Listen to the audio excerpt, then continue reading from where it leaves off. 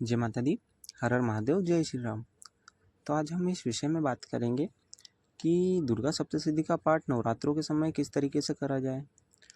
तो ऐसे बहुत से भक्तजन होते हैं कि जो एक ही समय में बैठ के 2 से 3 घंटे निकाल करके दुर्गा सप्तशती का पाठ पूरे 9 दिनों तक कर लेते हैं, यानी रोज़ाना उस दुर्गा सप्तशती का पाठ कर लेते हैं। बाकी बहुत से भक्तजन ऐसे होते हैं कि जिनके पास में इतना समय नहीं रहता, तो वो सारे साधक और वो सारे भगत किस तरीके से दुर्गा सप्तशती का पाठ कर सकते हैं, आज इसी विषय में बात करेंगे। तो आइए वीडियो शुरू करते हैं। सबसे पहले आप सभी को जय माता दी, हर हर महादेव, जय श्री राम।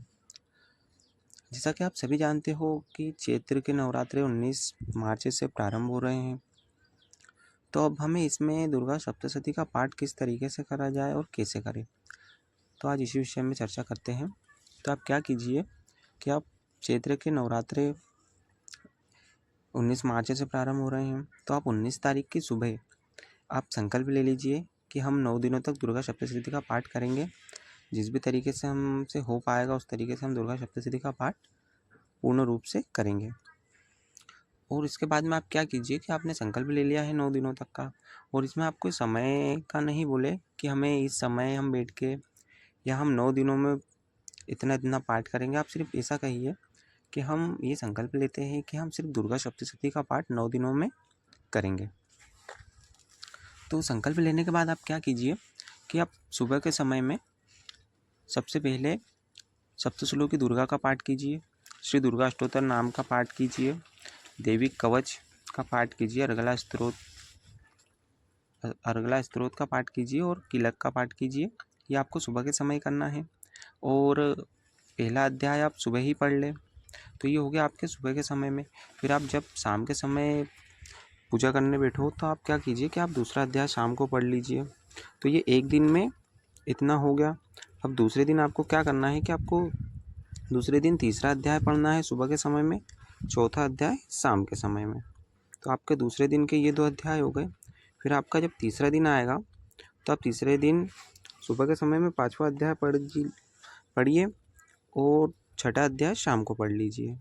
फिर आप चौथे दिन क्या कीजिए कि 7वां अध्याय सुबह पढ़िए और 8वां अध्याय शाम के समय पढ़िए। फिर वैसे ही 5वें दिन हमें एक अध्याय सुबह पढ़ना है जो कि 9वां अध्याय रहेगा, और 10वां अध्याय आप शाम में पढ़िए। 6वें दिन आप 11वां अध्याय पढ़िए सुबह और 12वां अध्याय शाम के दिन पढ़िए। वैसे ही 7वां दिन जब आएगा तो आप 13वां अध्याय सुबह पढ़ें और शाम के समय हमें क्या करना है, तंत्रो देवी सूक्त का पाठ करना है, क्षमा प्रार्थना करना है और सिद्ध गुंजिका स्तोत्र का पाठ करना है।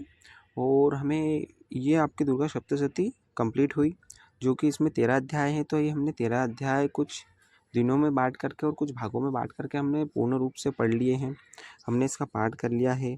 तो इस तरीके से भी आप दुर्गा सप्तशती का पाठ कर सकते हो 9 दिनों में, जो कि 7 दिनों में आपका दुर्गा सप्तशती का पाठ पूर्ण रूप से हो जाएगा। और उतनी ही कृपा जितनी एक समय में बैठ के दुर्गा सप्तशती पढ़ने से मिलती है, उतनी ही कृपा माँ की आप पर इन 7 दिनों में आप थोड़ा थोड़ा करके, यदि आपके कने इतना भी समय नहीं हो तो आप पूरे 9 दिनों में अपने अनुसार आप इनका पाठ कर सकते हो। तो भी आपको माँ दुर्गा की, माँ काली की, माँ सरस्वती की, माँ लक्ष्मी की कृपा आप पर उतनी ही बनी रहेगी जो एक समय में पूर्ण रूप से दुर्गा सप्तशती का पाठ करते हैं।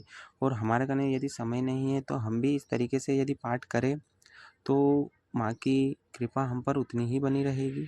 इसमें कोई फ़र्क नहीं है कि माँ उन पे ज़्यादा कृपा बनाएगी जो एक समय में पाठ कर रहे हैं, और हम यदि इन 9 दिनों में दुर्गा सप्तशती का पाठ करें तो हम पर कम कृपा बनाएगी, क्योंकि वो माँ है।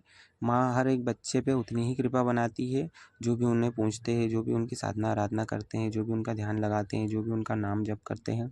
तो आप इस तरीके से दुर्गा सप्तशती की साधना कर सकते हो। तो इसी तरीके की जानकारी हम लाते रहते हैं।